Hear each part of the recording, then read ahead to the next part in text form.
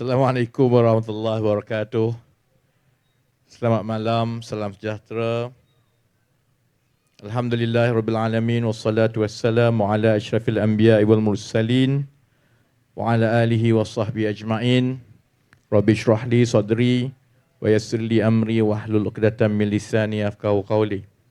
Saudara pengsi majlis, sahabat-sahabat, bekas-bekas wakil rakyat ni kan, bekas menteri besar ada, bekas adun ada, sahabat-sahabat pimpinan daripada Pakatan Harapan, daripada Barisan Nasional, sahabat-sahabat yang aktivis, saudara-saudari yang berada di tengah padang yang becak pada malam ini. Terima kasih kerana hadir. Ini adalah kita tengah warm up suam-suam kuku untuk berkempen. Kita ada lebih kurang 5 ke 6 minggu lagi. 6 minggu lagi.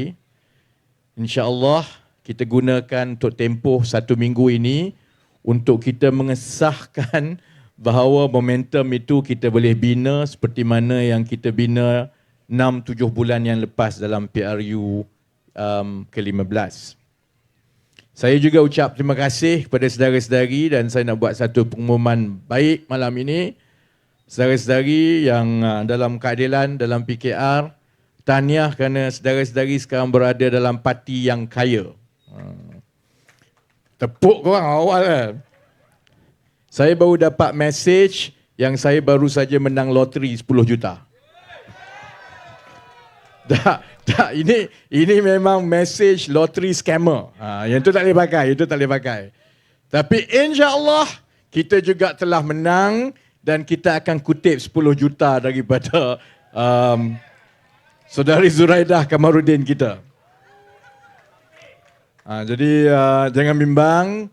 InsyaAllah dalam pilihan raya kali ini, topi cantik sikit, baju cantik sikit. Kalau nak tempah yang baru tu boleh, bil sila hantar ke Zuraidah Kamarudin. Saya dengar lah tadi, Amir, ada sentuh sikit lah tentang seorang lagi bekas menteri besar kan, Saudara Azmin. Saya nak beritahu tak apalah, ikut suka dia lah dia nak cakap apa. Kita dalam keadilan ni daripada muda lagi, saya yang kira generasi yang muda yang masuk dalam masa itu pemuda keadilan paling awal, Amir beberapa tahun selepas saya, kita semua belajar satu benda. Kalau nak ikut pemimpin, kita kena ikut pemimpin yang jalan dia tu jelas. Yang kita tahu dia nak pergi mana. Itu sebab kalau ikut saya lah, saya daripada dulu ada masalah nak ikut Azmin. Sebab Azmin ni semua kabur sama-sama, tak nampak. Kan? Jadi semua pasal Azmin ni tengok kok mana pun tak tahu. Dia sendiri tengok tiap-tiap hari dalam cermin pun dia tak nampak diri dia. Sebab semua kabur saja. Kan? Jadi saudara-saudari, kita sekarang masuk dalam secara rasmi lah. InsyaAllah kita ada dalam 6 minggu untuk kita pulangkan mandat kepada rakyat dan beri pilihan dan tunggu keputusan rakyat siapa yang akan terus mentadbir negeri Selangor dan juga negeri-negeri lain. Semalam saya di Negeri Sembilan, insyaAllah hari Sabtu ini saya di Kedah. Minggu depan saya ingat saya di Kelantan, macam itulah sampai 5-6 minggu akan datang. Kita sekarang ada persaingan yang diwar-warkan sengit. Sebab kalau di Selangor, di Malaysia, kita dimaklumkan bahawa kita akan dapat seorang menteri besar baru daripada Perikatan Nasional. Parti mana tu kita tak tahu lagi. Bersatu kata parti dia, PAS dengar cerita gaya daripada PAS. Jadi yang itu sekarang ini menjadi tanda tanya rakyat, termasuklah pengundi di Taman Medan ini. Adakah betul selepas Pakatan Harapan memerintah 15 tahun, kita dah 15 tahun di Selangor, 15 tahun di Selangor, adakah kerajaan negeri Selangor selepas ini bertukar tangan kepada Perikatan Nasional? Baik. Sebab kalau ikut Perikatan Nasional, dalam tempoh 5-6 bulan ini, banyak sangat dah negara ini berubah. selepas diambil alih oleh pentadbiran baru Kerajaan Perpaduan, Pakatan Harapan, Barisan Nasional, GPS, GRS, Warisan dan sahabat-sahabat lain, kalau ikut Perikatan Nasional, Malaysia ni kita dah tak kenal dah berubah sangat dah. Saya pun fikirlah apalah yang berubah teruk sangat ni. Jadi saya tengoklah. Pertama, kalau ikut Perikatan Nasional, tiba-tiba baju jururawat semua ketat-ketat. Saya duk kira lah baju ketat ni dalam 7 bulan ni. Tanya Dr. Zaliha, kau ada suruh orang pakai baju ketat ke?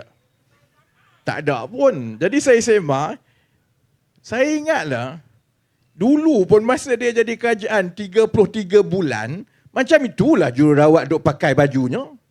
Cuma kita tak perasanlah ketat ke tidak, kita tak tengok lagi. Jadi tiba-tiba, bila bertukar saja kerajaan daripada Perikatan Nasional kepada Kerajaan Perpaduan, baju yang tak ada isu sebelum ni tiba-tiba menjadi ketat. Kemudian kita tengok lagi, Perikatan Nasional kata, kita kena tukar kerajaan untuk selamatkan negara ini. Kerana negara ini telah banyak berubah, semuanya menjadi makin teruk. Kita tanya dia, apa yang teruk sangat sampai jadi macam ni? Dia kata harga barang rakyat sekarang ini sangatlah tertekan. Saya pun tengoklah, okey. Yalah, tengok sana. Kita nak tahu harga barang, kos sara hidup ini, kita kena tengok kepada kayu ukur dia lah. Kayu ukur dia di mana-mana di seluruh dunia ini dia tengok kepada angka inflasi. Orang mengukur sama ada harga barang naik, turun, mereda, semua itu menggunakan angka inflasi. Ada satu definisi saja.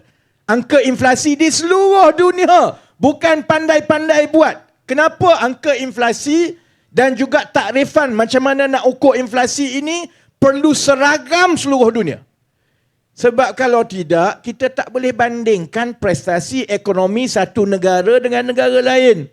Pelabur ke, ahli ekonomi ke dia nak bandingkan, dia perlukan kayu ukur yang seragam. Sebab itu contohnya, cara mengukur inflasi, nak tentukan harga barang naik ke turun, sama seluruh dunia. Pertama, kita tengok dalam 1 bulan, satu keluarga itu, berapa pecahan dia belanja untuk makan banyak mana, untuk baju banyak mana, untuk elektrik tenaga banyak mana, untuk rumah banyak mana. Ini dijadikan pemberat untuk mengira kos sara hidup satu keluarga. Kalau kat Malaysia contohnya pemberat yang paling besar ialah bakul makanan. Kerana keluarga paling banyak dia belanja makanan lah kan. Jadi dia tentukan pemberat. Jadi untuk bakul-bakul yang diberi pemberat masing-masing ini, dia tengok pula seorang keluarga yang biasa wajarnya makan apa? Beras, susu, daging, ayam, telur. Kalau tenaga, dia tengok elektrik, dia tengok petrol. Semua ini bukan main-main saudara-saudari. Ditentukan secara seragam di seluruh dunia. Ketiga, bila kita dah tahu bakul dengan pemberat, kita dah tahu setiap bakul perbelanjaan itu ada apa, kemudian inflasi diukur, dia ambil sampel ratus-ratus ribu daripada harga di seluruh negara ini, dia banding kalau 1 kilo ayam, bulan ini berapa sekilo, bulan yang sama setahun lepas berapa sekilo. Daripada itulah akan dikeluarkan angka inflasi tiap-tiap bulan. Yang ini daripada zaman Tok Kadok lagi pun memang orang kira macam ini. Baik Jadi bila PAS kata kita kena tukar kerajaan ini sebab negara ni dah teruk sangat, sebab rakyat sangat tertimpa dengan tekanan sara hidup, saya pun tengoklah inflasi.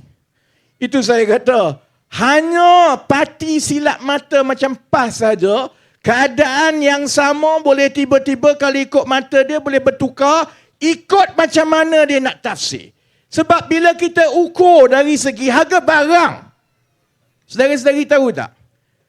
Dalam tempoh 30 bulan yang lalu lah, 7 bulan Kerajaan Perpaduan jadi kerajaan, 24 bulan yang lepas ni Perikatan Nasional. Saudara-saudari tahu tak, bilakah sebenarnya yang harga barang paling tinggi naik mencanak? Zaman bila? Zaman mereka, bukan zaman kita. Harga barang naik 3 kali ganda dalam lebih kurang 3 bulan berbanding tahun sebelum itu dari segi kadar inflasi antara April hingga Julai 2022. April -2, -2. Kemudian naik Mei, dia naik 0%. Daripada -2% inflasi dalam 1 bulan naik ke 0%, maksudnya peningkatan inflasi 1 kali ganda tau. Daripada 0% bulan seterusnya naik lagi 2%. Sekali ganda. Inflasi naik bulan ke bulan ni 0.1%. Zaman dia sekali 1 bulan naik 2%. Maksudnya 1 kali ganda. Kemudian daripada Jun sampailah ke Julai, dia memuncak kepada, saya ingat Julai atau Ogos, dia memuncak kepada 4.7%. Kita semua tahu harga barang, terutamanya harga barang makanan, bila dia naik, dia susah nak turun. Sebab itu bila tugas kerajaan untuk menggubal dan melaksanakan dasar ekonomi, tugas dan mandat utama Bank Negara contohnya, tugas dan mandat utama pengurusan ekonomi rakyat ialah untuk memastikan kestabilan harga barang daripada 1 bulan ke 1 bulan supaya dia tidak naik mencanak, kerana memang kita tahu kalau dia naik, terutamanya harga makanan, dia susah nak turun balik. Zaman dia, ni zaman PAS, zaman bersatu, lebih kurang 1 tahun yang lepas. Dalam keadaan dia duk menangis, macam-macam dia beritahu, rakyat seksa sekarang ini selepas 7 bulan. Kerana harga barang naik mendadak. Dia tak cerita sebenarnya zaman dia lah yang dulu naik mendadak dalam tempoh 3 bulan. Sehingga tiba-tiba bulan Julai, bulan Ogos kita ada masalah, ayam tak ada, telur tak ada. Zaman dia, bukan zaman kita. Bila kita ambil alih daripada Disember, saya ingat bila kita ambil alih lebih kurang 4% lebih. Untuk 7 bulan berturut-turut, dia turun sehingga sekarang ini ke paras yang paling rendah dalam masa setahun, 2.8%. Baik Orang PAS lah ni yang duk tengok ni. Ni yang duk tengok ni, yang duk macam-macam. Macam mana nak menjawab ni kan? Dia akan kata, alah kau tipulah, engkau tak beli beras sekarang, harga beras telah naik. Saudara-saudari tahu tak? Negara kita ni adalah antara negara yang paling banyak mengenakan kawalan harga. Paling banyak dirantau ini. Untuk mengawal harga barang-barang terpilih yang merupakan barang ruji untuk rakyat. Konsep kawalan harga dalam bidang ekonomi ini bukanlah bermakna kamu boleh kawal semua. Kita kawal barang-barang asas yang digunakan oleh seramai mungkin rakyat biasa. Contoh dia, beras. Ada berapa puluh jenis beras yang ada? Ada beras satu yang saya pun tak tahu, dia panggil apa, beras yang dikawal lah kan. Itu beras yang biasa, yang majoriti rakyat kita makan beras tempatan yang dikawal harga itu kan. Kemudian adalah beras basmati lah, beras quinoa lah, beras huma lah, beras super sana, super Thai, super Taiwan, super Jepun. Yang ini ikut suka kau lah. Kau nak beli, kalau kau import mahal lah.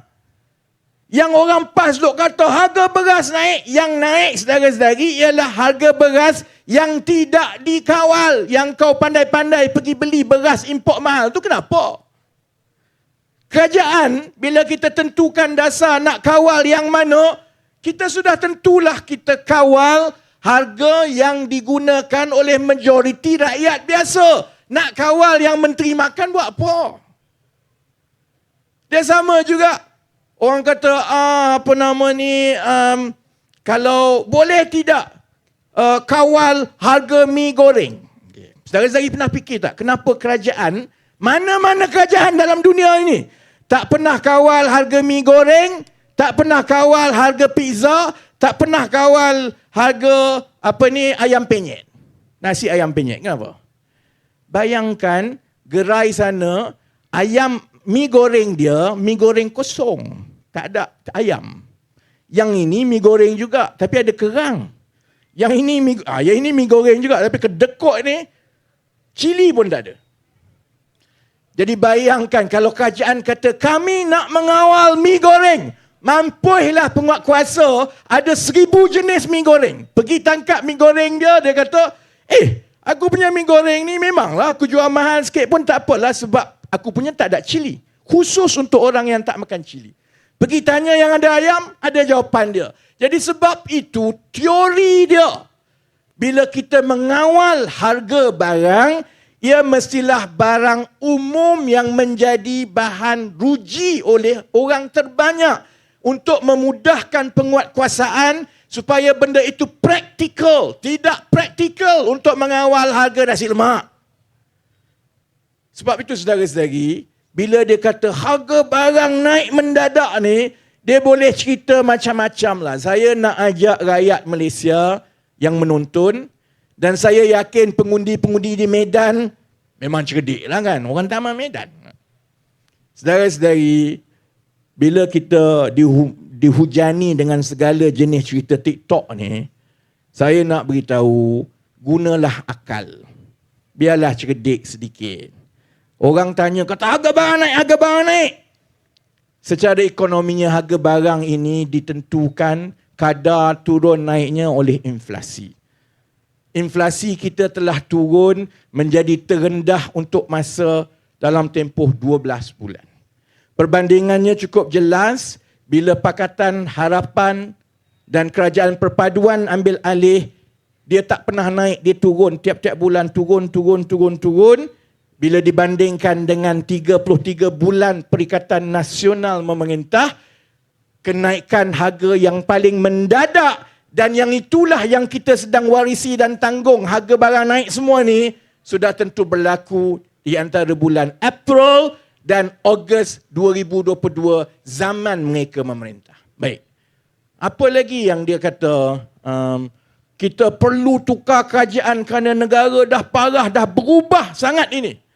Jadi dia ceritalah, tengok ni negara ni, keadaan kita rakyat susah, ekonomi susah, macam susah, mata wang jatuh, segala-galanya dia beritahu. Saya sebut sedikit tentang mata wang nantilah. Tapi kalau nak bandingkan keadaan kedudukan ekonomi dan kewangan negara, sebelum Pakatan Harapan dan Kerajaan Perpaduan ambil alih, dengan banding dengan zaman dia. Saudara-saudari ingat tak dulu?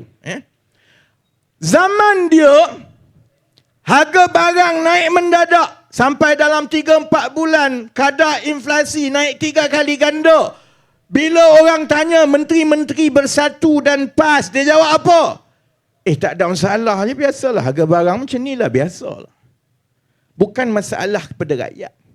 Sekarang, bila kita berjaya menurunkan, dia kata, alah ini tipulah, data tak betul. Macam itulah juga dia jawab bila kita ceritakan tentang kedudukan kewangan negara. Bila kita beritahu bahawa hutang negara sudah sampai 1.5 trilion. 1,500 bilion. Cuba tekan 1.5 trilion dalam handphone saudara-saudari, tak cukup kosong. Berapa belah kosong pun saya tak tahu. Sekarang dia bising. Sampaikan Tan Sri Muhyiddin Yassin dalam parlimen bangun. Ini kerajaan. Tak adakah perancangan untuk membantu rakyat dalam keadaan negara yang berada dalam zaman susah ini? Aku sabar je lah sebab ingat dulu pernah baik dengan dia. Dia selalu juga naik truk saya untuk berceramah dulu masa zaman-zaman bersatu dengan Pakatan Harapan tahun 2016-2017 dulu. Aku ingat, ya Allah, muka tebalnya korang ni. Jadi pembangkang bolehlah jadi pembangkang, tapi paling kurang muka tu janganlah tebal sangat. Korang tambah hutang, korang buat masalah, tiba-tiba korang bajet jadi champion rakyat. Ya, lepas kau tinggalkan hutang kat kita. Yang tinggalkan hutang sampai 1,500 bilion ini, mereka. Yang berbelanja separuh mati, mereka. Bila dia tak jadi kerajaan lagi, tiba-tiba dia buat bising. Tengok ini kerajaan Pakatan Harapan dan kerajaan perpaduan menganaktirikan orang-orang Melayu di Kelantan, di Terengganu, di Kedah. Kami tak dapat peruntukan. Aku pun semak lah. Kan kementerian saya kan saya semak lah. Hampir betul. Rupanya kami bagi tahu ni lagi banyak daripada dia orang bagi kepada Kelantan, Terengganu, Kedah dulu zaman dia orang. Tapi dia boleh pusing cerita. Dia kata, tengok ni kerajaan perpaduan sekarang ni menganaktirikan dan menganiaya orang-orang miskin daripada Kelantan, daripada Kedah, daripada Terengganu. Sama juga dia beritahu, air di Kelantan ini tak dapat diselesaikan kerana kerajaan perpaduan tidak mahu bagi 8 bilion ringgit kepada kerajaan Kelantan untuk baiki air. Nasib baik. Datuk Seri Anwar ni dia jenis bendul sikit tak? Dia kesian. Betul ke? Kita betul-betul nak tolong. Dia pun panggil lah mesyuarat. Panggil mesyuarat. Saya duk fikirlah menentang apa sampai 8 bilion ni. Jadi dia pun tunjuk. Ini kami perlukan 8 bilion untuk baiki kemudahan air. Kita perlukan 7 loji air yang baru. Okey? Dia pun tunjukkan. Yang ini 500 liter juta liter sehari. Aku pun dah lupa. Dia 500 ribu ke 500 juta? Mana Amir ni, Menteri Besar? Daripada panggilan. Saya lupa. Saya rasa dia kapasiti satu water treatment plant 500 ribu liter sehari kan. Okay. Yang ini 500, yang ini campur lagi 500 sampai 7 ni kan. Kemudian kami tanya, sebenarnya kamu nak sampai 8 bilion bina sampai 7 loji rawatan ni, sebenarnya berapa je permintaan dan penggunaan air yang diperlukan ni? Dia pun beritahu, saya pun tanya, kalau ikut tu bukannya kalau dapat satu lagi loji rawatan air tambahan, bukankah dah cukup untuk satu negeri Kelantan? Tak apalah, kita minta je.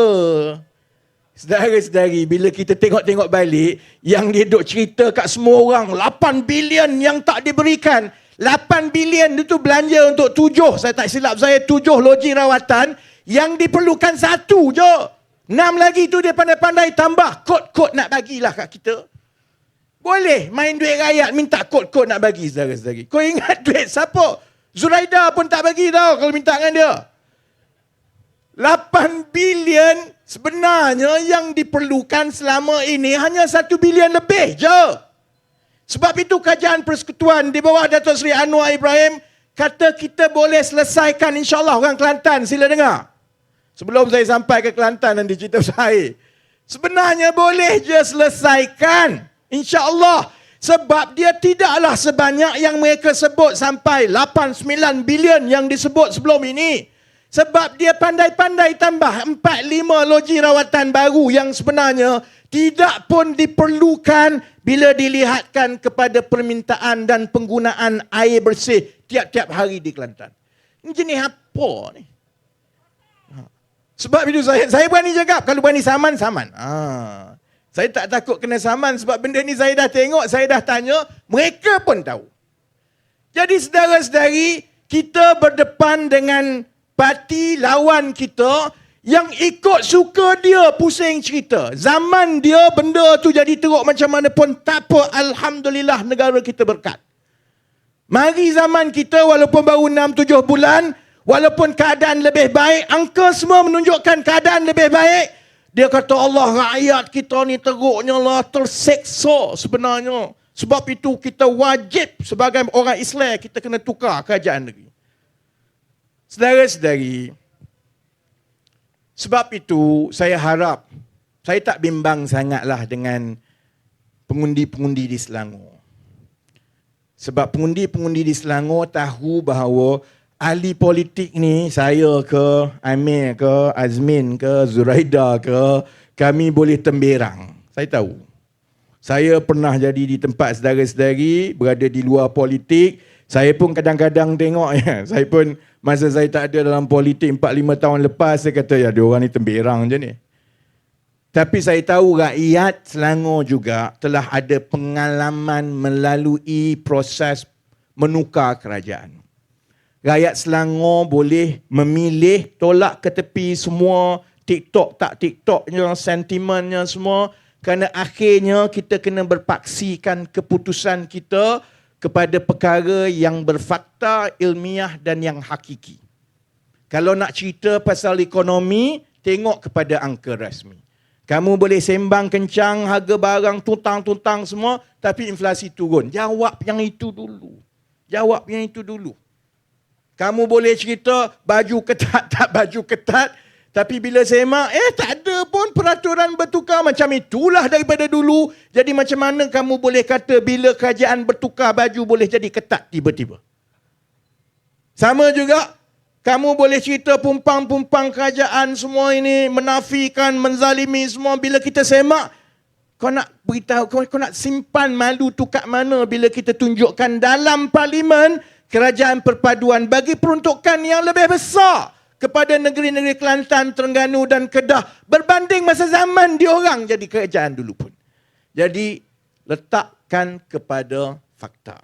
Kemudian saya tahu juga rakyat Selangor cukup faham bahawa nilai sebenar sesebuah pentadbiran daripada mana-mana parti bukan diletak kepada cerdiknya dia berceramah, bukan diletak kepada hebatnya dia naik motor dengan kapcai semua puluh-puluh ribu.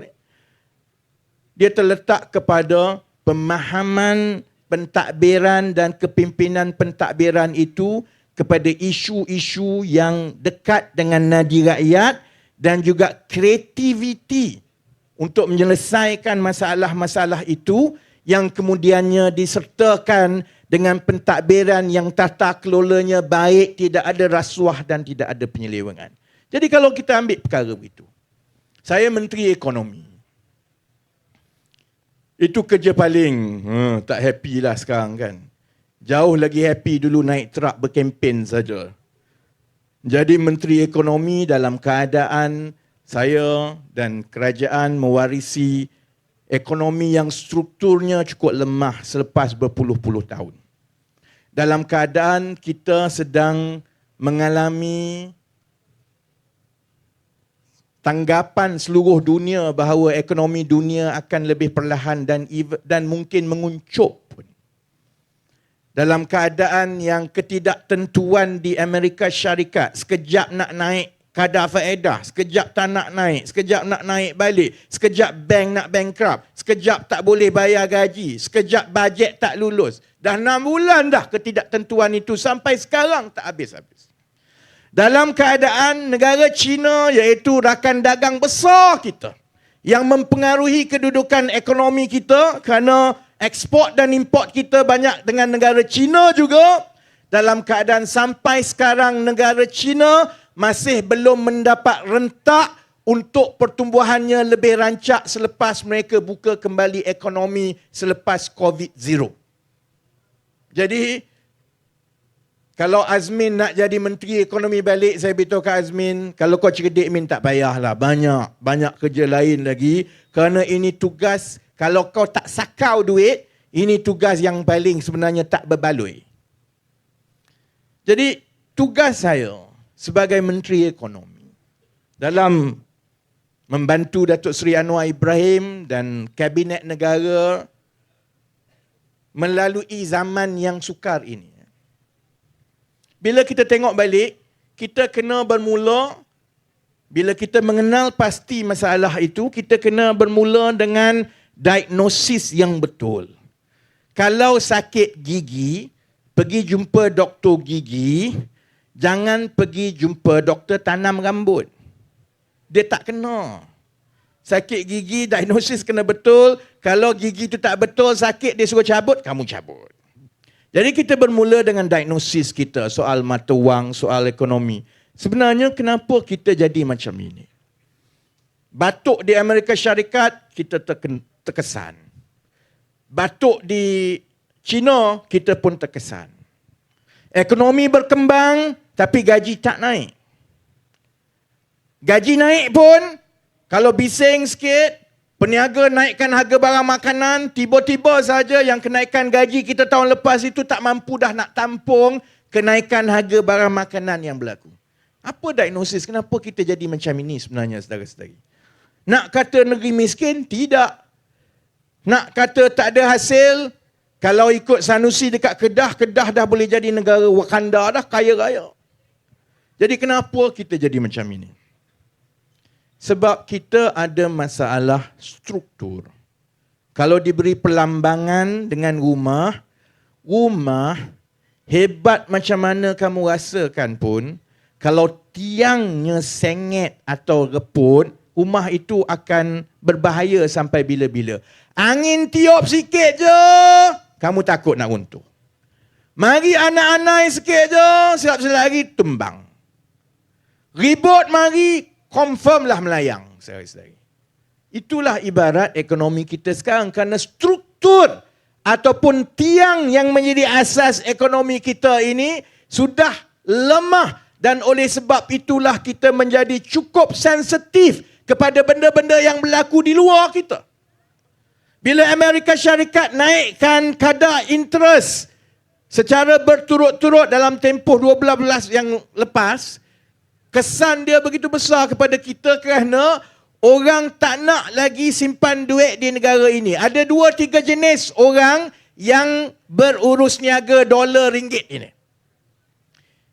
Orang selalu kata, oh ini kalau ringgit teruk ni sebenarnya sebab pelabur asing, FDI tak masuk. Saudara-saudari, FDI itu tak adalah kesan sangat dengan, ataupun tak adalah memberi kesan sangat kepada nilai mata wang.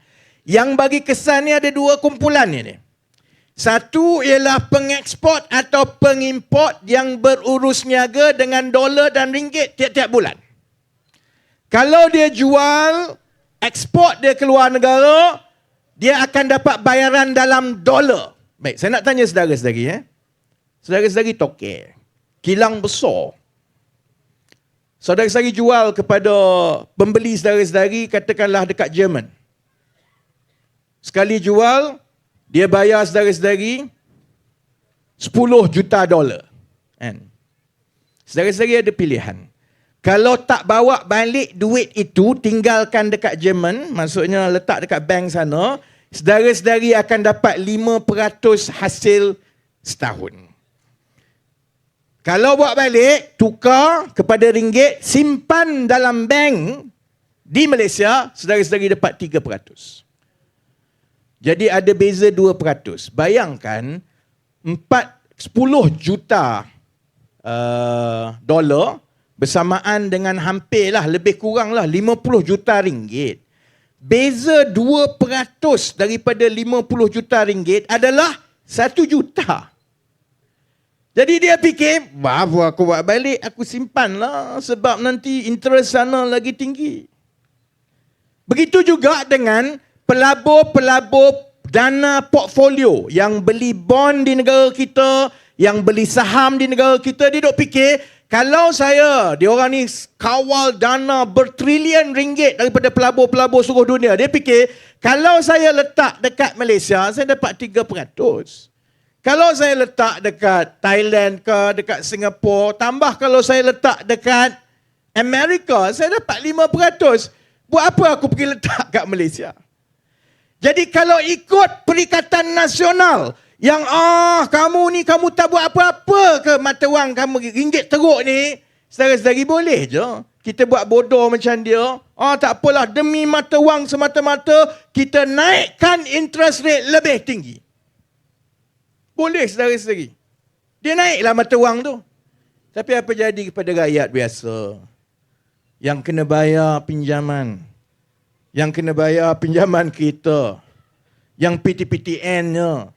Sebab itu kita kena mengimbangi di antara keperluan kita mengawal nilai mata wang untuk tempoh yang pendek dengan fokus kita untuk tempoh masa yang panjang, supaya apabila masalah-masalah struktur ekonomi tadi itu telah diperbaiki, maka orang akan datang secara automatik ke negara ini tanpa dia terlalu terikat dengan soal 1%, 2% berbeza.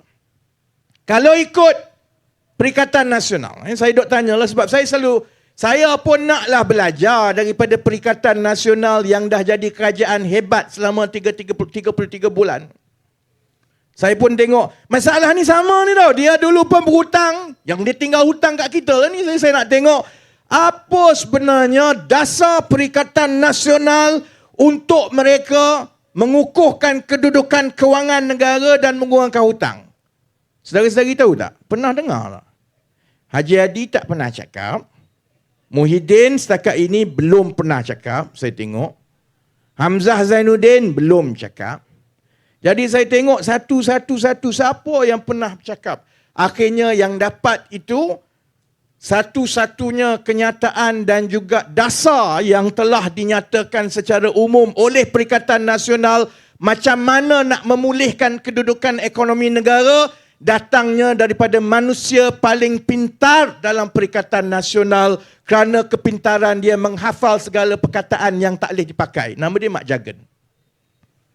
Sebab dulu, tahun lepas bila benda ni keluar, dia beritahu sebenarnya penyelesaian kepada masalah ekonomi negara ini mudah saja. Kita kena cetak lebih banyak wang. Cetak wang, saudara-saudari. Saudara-saudari tahu tak apa makna cetak wang? Orang duk kata cetak wang, cetak wang, cetak wang. Apa kau ingat beli printer masukkan cetak wang? Apa maksud cetak wang? Bila sesebuah negara selalunya melalui bank pusat mengambil keputusan untuk menambah bekalan wang di dalam pasaran, yang orang kata cetak wang tu, saudara-saudari tahu apa makna dia? Makna dia kena berhutang lagi. Kerana kerajaan hanya boleh dapat wang dengan menerbitkan hutang, kertas hutang yang dipanggil bond. Bond tu, bila jual bond, pelabur beli, duit itulah yang menjadi duit tambahan dalam ekonomi. Kerajaan kemudian boleh buat keputusan. Dia nak letak dalam bank bagi pinjam sampai kepada rakyat. Ataupun dia nak laburkan dalam bentuk projek-projek baru, bayar kontraktor, duit itu mula berkisar di dalam ekonomi. Tapi kecualilah kawan saya dalam Perikatan Nasional Bahlul, cetak wang ini saudara-saudari tidak menyelesaikan masalah hutang 1.5 trilion dolar yang ada, malah dia akan mewariskan lebih banyak hutang kepada yang muda-muda. Sebab itu, 11.40 nak. Ini baru minggu pertama, ceramah kedua. Jadi kita break awal sikit lah. Bila dah masuk dekat 2-3 minggu dekat pilihan raya, InsyaAllah kita sambung sampai pukul 2 pagi. Malam ini 11.40 boleh dah. Pukul 3 pun tak apa. Orang sekarang TikTok live sampai pukul 3 kan? Siap korang. Aku ceramah pukul 3 lepas ni kan. Kan? Baik Jadi maksudnya begini. Itu mukaddimah kami nak tunjukkan. Bahawa rakyat Selangor, kita yakin cerdik. Selama ini pun saudara-saudari pengundi-pengundi, saudara-saudari buat pilihan berdasarkan akal, berdasarkan perbandingan, berdasarkan fakta. Kita ada masalah. Kita mewarisi negara yang strukturnya lemah. Hutang tinggi sampai 1.5 trilion. Gaji tidak sepadan dengan rakyat. Budak keluar universiti, gaji kurang daripada RM2,000. Kos sara hidup naik tiap-tiap tahun, tapi gaji yang naik itu terlalu sedikit. Sebab itulah semakin menekan dari satu tahun ke satu tahun. Kenapa gaji tidak naik? Sebahagiannya kerana kita terlalu bergantung kepada pekerja-pekerja asing berkemahiran rendah, dan kehadiran dan lambakan mereka ini mengheret keseluruhan gaji rakyat. Pada masa yang sama juga, bila kita banyak pekerja asing berkemahiran rendah, dia tidak ada insentif kepada syarikat-syarikat untuk mereka mula melihat kepada aktiviti bernilai tinggi yang perlukan engineer, developer yang tinggi yang boleh dibayar gaji tinggi. Ini semua masalah-masalah struktur yang saudara-saudari juga tahu tidak boleh diselesaikan dalam tempoh hatta 1 tahun pun. Saya tak kisah kalau orang tanya saya, Kenapa kerajaan sampai sekarang ni masih lagi belum boleh memulihkan ekonomi? Saudara-saudari, kalau kau boleh buat dalam tempoh 6 bulan, silalah, korang akan menjadi Menteri Kewangan terbaik seantero alam. Cubalah. Tak boleh, saudara-saudari, dia ambil masa kerana bukan sahaja memerlukan dasar, dia juga memerlukan perubahan sikap rakyat. Yang contohnya, bila kita terlalu bergantung kepada pekerja asing, sebab semua banyak benda yang bawah-bawah ini semua pekerja asing buat. Kalau kita nak mengubah struktur itu, maksudnya ada benda yang kita kena mula buat sendiri. Kita selama ini tak nak bercucuk tanam. Kita pandang rendah soal bercucuk tanam. Sehingga kan kita kena mengimport banyak makanan. Bertahun-tahun kita cerita pasal harga barang. Tapi pentadbiran demi pentadbiran, tak ada yang cuba menumpukan untuk membina infrastruktur pertanian moden yang kami buat sekarang. Jadi sebab apa? Sebab selama ini orang kata, alah petani buat apa, baik saya jadi scammer. Sekarang ini kita kena ubah sikap kita juga supaya kita yakinkan anak muda, bina infrastruktur yang baik supaya menjadi usahawan tani moden itu ialah pekerjaan yang setaraf dengan engineer, dengan arkitek. Baru kita boleh selesaikan dalam tempoh 3-4 tahun akan datang. Kerajaan dah buat dasar, saudara-saudari. Saya sekarang ni, kadang-kadang orang terlupa, kau ni Menteri Ekonomi ke Menteri Pertanian? Memang saya tumpu bab keterjaminan makanan sebab itu soal ekonomi. Itu soal harga barang rakyat, itu soal import kita. Tapi ia juga bermakna lebih banyaklah anak-anak muda yang kita galakkan mula menjadi peniaga dan usahawan tani. Dia memerlukan juga perubahan sikap daripada masyarakat kita. Jadi semua ini tak boleh berlaku serta-merta. Tapi insya-Allah saya yakin rakyat Selangor, semua yang menonton, yang ada akal, tidak berpegang kepada emosi, tahu mereka akan bandingkan.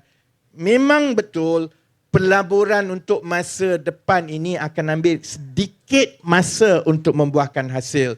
Tapi mereka ada rancangan, ia sedang berlaku, hasil itu sedang berlaku tiap-tiap bulan dan bila mereka bandingkan dengan prestasi Perikatan Nasional Pembangkang 33 bulan yang lepas, saya yakin mereka tahu. Mereka sembang pasal harga barang, zaman dia, bila orang kata pasal harga barang, dia kata tak ada masalah pun. Mereka sembang pasal rakyat hidup susah, zaman mereka bila orang tanya Muhyiddin tentang bendera putih rakyat susah, dia kata, dia boleh buat lawak, dia boleh pelekehkan orang yang susah nak cari makan ini. Dia kata, baiklah naikkan bendera biru daripada buat naik bendera putih. Bila kita cerita pasal bagaimana kita nak mengukuhkan kedudukan fiskal kita, bagaimana kita nak mencapai sasaran defisit, kita ada sasaran khusus tiap-tiap tahun, dia jawab apa zaman dia? Apa susah-susah, kita cetak wang saja. Saudara-saudari, saya yakin sebenarnya bahawa rakyat Selangor terutamanya, saudara-saudari selepas satu generasi daripada 2008 dahulu pun, adalah generasi mereka yang mengundi menggunakan otak. Dan insya-Allah saudara-saudari akan dapat membezakan prestasi, perancangan, iltizam yang kerajaan perpaduan ada berbanding dengan prestasi dan sembang yang Perikatan Nasional ada dahulu. Jadi sebab itu saya nak tutup begini. InsyaAllah saudara-saudari, saya yakin Pakatan Harapan dan Kerajaan Perpaduan akan kekal berkuasa dan mentadbir negeri Selangor, insya-Allah. Jangan bimbang. Saya juga yakin sebenarnya insya-Allah majoriti itu adalah majoriti besar. Jadi saya minta Azmin, kamu carilah gua siap-siap. Kan, jangan nanti kalau kalah baru nak cari gua, susah. Cari gua siap-siap. Sebab insya-Allah saya ingat dalam 5-6 minggu daripada sekarang, rakyat negeri Selangor akan memulangkan mandat itu kepada kerajaan perpaduan. Dan saya berdoa supaya bila sahabat-sahabat saya tak bertanding, kan saya tak ada niat lah aku nak bertanding DUN ni kan. Bila mandat itu dipulangkan kepada Pakatan Harapan Kerajaan Perpaduan, janganlah kamu sia-siakan mandat itu. Mandat itu tak mudah untuk kita dapat. Walaupun setelah 15 tahun memerintah, walaupun insya-Allah kita bangga dengan prestasi yang ada di negeri Selangor, tapi banyak lagi perkara yang perlu dibuat. Banyak lagi jurang yang ada, banyak lagi orang susah. Jadi dapat mandat, jaga betul-betul, dan insya-Allah saudara-saudari, reward itu, berkat itu insya-Allah akan datang daripada Allah selepas saudara-saudari bersara menjadi bekas wakil rakyat satu hari nanti. Jadi dengan itu, insya-Allah kita jumpa lagi minggu depan. Saya tiap-tiap minggu akan berceramah, pusing-pusing, mesti balik ke Selangor juga. Dan insya-Allah Taman Medan ini doa-doakan, insya-Allah lah kita akan tetap mengekalkan. Saya ucap terima kasih banyak-banyak. 11.50. InsyaAllah bila saya dapat 10 juta daripada Zuraida, saya belanja makan semua. Terima kasih. Sekian. Wabillahi taufiq wal hidayah. Assalamualaikum warahmatullahi wabarakatuh. Terima kasih.